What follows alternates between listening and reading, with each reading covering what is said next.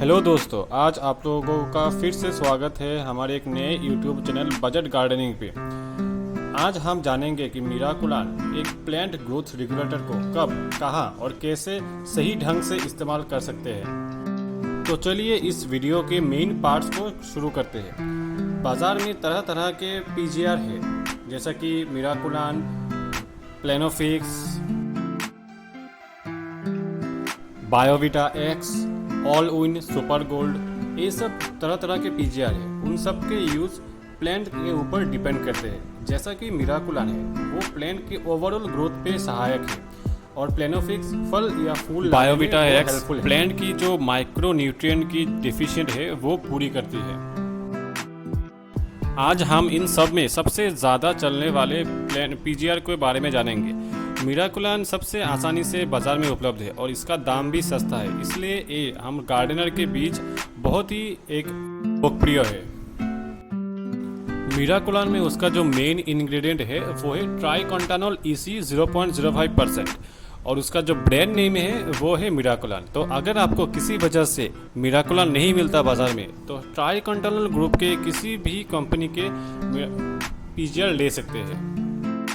ये ट्राइकोंटानोल पौधों में कम ज़्यादा मौजूद होता है। जैसा कि मैंने पहले कहा है, ये ग्रोथ के लिए सहायक है। तो अगर ट्राइकोंटानोल का प्रेजेंस कम है तो उसकी जो ग्रोथ है, पौधों का जो ग्रोथ है वो कम होगा। तो अभी जान लेते हैं कि ट्राइकोंटानोल क्यों पौधों के लिए हेल्पफुल है। ट्राइकोंटानोल पौधों की पत्तों में क्लोरोफिल की मात्रा अधिक कर देती है, और उसका जो CO2 एब्जॉर्प्शन है वो भी बढ़ जाता है। तो उसके चलते फोटोसिंथेसिस ज़्यादा होगा, पौधे अपने लिए ज़्यादा फूड तैयार कर सकेंगे, मिट्टी में जो न्यूट्रिशन है, जो नाइट्रोजन, पोटाशियम एंड फॉस्फोरस के जो लेवल है वो अच्छी से एब्जॉर्ब कर सकेंगे, और ग्रोथ भी बढ़िया होगा। तो चलिए पहले जान लेते हैं कि मिराकुलान को कब यूज़ नहीं करना है। कब यूज़ नहीं करना है ये पहले जानेंगे, और कब यूज़ करना है ये बाद में जानेंगे। पहली चीज़, हम मिराकुलान को डे टाइम में या दोपहर में यूज़ नहीं करेंगे जब धूप खिली हुई हो। ये पौधों की जो फोटोसिंथेसिस की जो प्रक्रिया है वो उसे डिस्टर्ब करेगा। दूसरी चीज़, हम पौधों की जो डोरमेंसी पीरियड है, जैसे विंटर में नवंबर दिसंबर के बाद हिबिस्कस पौधे में डोरमेंसी पीरियड चली जाती है, तो हम उस समय मिराकुलान को यूज़ नहीं करेंगे। सेम विथ नींबू प्लांट, ये बिल्कुल ठीक वैसा ही है जैसे कि आप सोए हुए इंसान को आधी रात में जागाना चाहते हैं, तो वो ठीक से चल नहीं पाएगा। थर्ड, इसका सिस्टेमेटिक रूप से इस्तेमाल नहीं करना है। जैसे कि पेस्टिसाइड या फंगिसाइड हम हर सप्ताह, एक हफ्ते या 15 दिन बाद इस्तेमाल कर सकते हैं। इसका हम ऐसे इस्तेमाल नहीं कर सकते।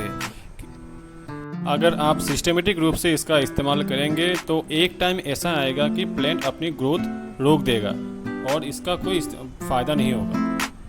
चौथा, बारिश के टाइम हमें उस मिराकुलान का इस्तेमाल नहीं करना है जब पत्ते गीले हुए हो, क्योंकि अगर आप इस्तेमाल करेंगे तो उसका ठीक से काम नहीं होगा, वो पानी के साथ चला जाएगा।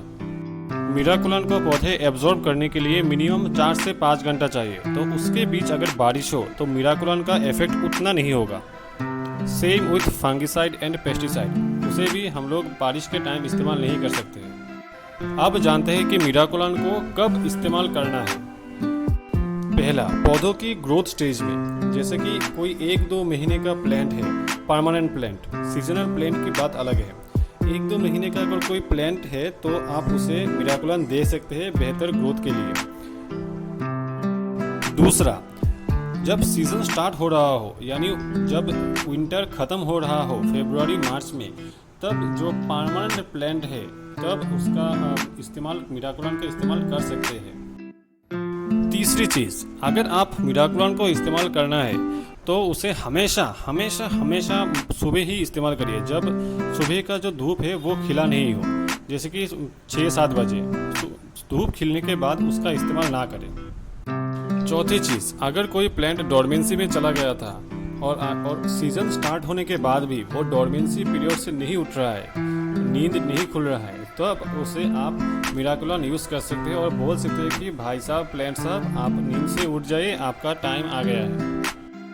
सीजनल प्लांट के बारे में मैं एक चीज़ बोल दूँ कि सीजनल प्लांट में आप मिराकोलान को 20 दिन या 15 दिन अंतर अंतर यूज़ कर सकते हैं, क्योंकि उसका जो पीरियड है वो बहुत कम है। तो मिराकोलान इस्तेमाल करने से उसका खास कोई मतलब नेगेटिव इफेक्ट नहीं पड़ता है। जैसे वेजिटेबल्स है, विंटर फ्लावर्स में क्रिसेंथेमम है, मेरीगोल्ड है, वैसे कुछ पौधे जो सीजनल है। इतना सब जानने के बाद एक आखिरी चीज़ और बहुत ही इम्पोर्टेंट, इसका डोजेस क्या होगा। ये डोजेस की वजह से ही, डोजेस का ज़्यादा देने से ही पौधों को नुकसान होता है। मिराकोलान का सही डोज होगा 2 मिलीलीटर पर लीटर। इसके ज़्यादा आप इस्तेमाल नहीं करेंगे। आपको ये 2 मिलीलीटर कम लग सकता है, लेकिन एक केमिकल फर्टिलाइज़र है, कम में ही बहुत है। अगर ज़्यादा देंगे तो पौधों को नुकसान होगा। और मिराकोलान देने से पौधों का जो डिजीज़ रेजिस्टेंट है वो भी बढ़ जाता है। तो लास्ट में मेरी तरफ से कुछ बोनस टिप्स, जिससे मिराकोलान का आप पौधों के लिए और भी बेहतर तरीके से इस्तेमाल कर सकते हैं। पहला, मिराकोलान देने से 3 दिन पहले आप पौधों को नाइट्रोजन, फॉस्फोरस एंड पोटाशियम युक्त खाना दें, न्यूट्रिशन दें। इससे मिराकोलान पौधों में और अच्छी तरीके से काम कर पाएगा। दूसरी चीज़, आप स्प्रेडर का यूज़ करिए मिराकोलान के साथ। स्प्रेडर 1 मिलीलीटर पर 1 लीटर पानी में उसको मिला के मिराकोलान भी उसमें डाल के उसका यूज़ करिए। उसके पत्तों का जो एब्जॉर्प्शन है वो बढ़ जाएगा। मैंने उसको स्प्रेडर को अमेज़न से लिया है। उसका MRP है 320, लेकिन वो करीब 250 रुपये मुझे पड़ा। आप चाहे तो मैं लिंक नीचे दे सकता हूँ, उसको खरीद सकेंगे। तो ये रही मिराकोलान की पूरी कहानी। अगर वीडियो अच्छा लगे तो चैनल को सब्सक्राइब एंड वीडियो को लाइक ज़रूर करें। Thank you.